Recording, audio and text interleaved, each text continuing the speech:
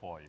So, Richard, start it off with us. What have you got to share? I've got something that was just published in Penumbric, and the title is A Tour of Our Superconducting Word Collider. I used to be a physicist. A tour of our superconducting word collider. The words are colorless, knobbly jots we fire at one another from opposite ends of creation. Here, a stream of prime numbers in the purest old French, while way down that way, a barrage of nonsense curses intersects in mid-cursor blink, the arena of destruction. Arrays of Generation Aleph teens who have paid for the privilege encircle the interaction region in ragged Byzantine arcs. Volunteers record what comes out. Mangled bits of speech litter the scene, clumping into pleas of mercy, but there's no budget for that. The graduate students will look drunk, euphoric with all the reporters, high on the mysteries of linear A. You'll smell smells like squid ink, like the hottest peppers in rape oil, and hear syllables crunch underfoot like moans of extinct homonymy. Best not to show this to Mom. Yes, there is sex and violence. It is all incidental to the aim of wrestling all of language to the sweaty ground to prize out her secrets. Why your beloved retreats despite a pledge to be true forever? Who's ordered a rain of musket balls?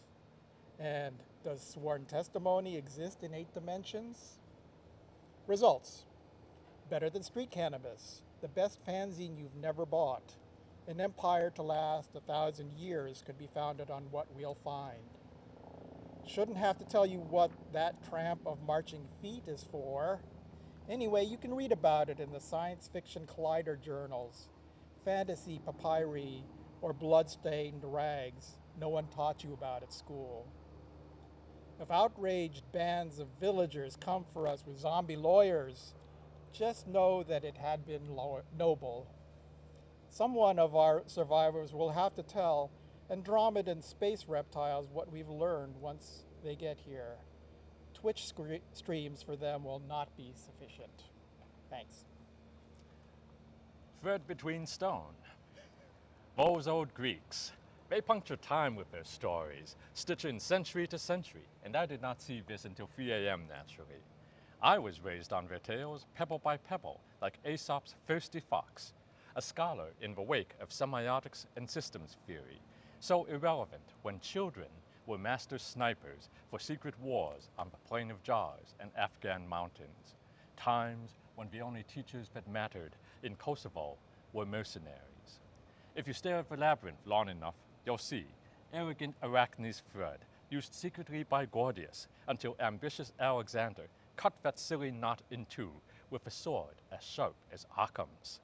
As your eyes grow bleary from musty notes, after a time, you will connect those pieces to Ariadne and the trap laid for old Daedalus, father of Icarus and Minotaur lairs. One threads a maze with a lover to defeat the furious beast, while the other threads spiral shells with an ant and a string, a beast to defeat an irate patron's riddle. The legends are filled with strange ties like that. It's almost Buddhist in its circular irony. Poor Oedipus never saw how he was tripped up by his puzzle, and scholars never noticed he only got it half right, half wrong.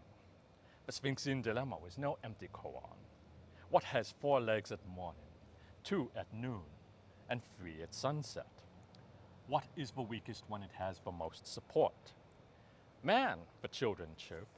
Man was the answer that made him king. No. The question was one of self-knowledge, and the only true response was I.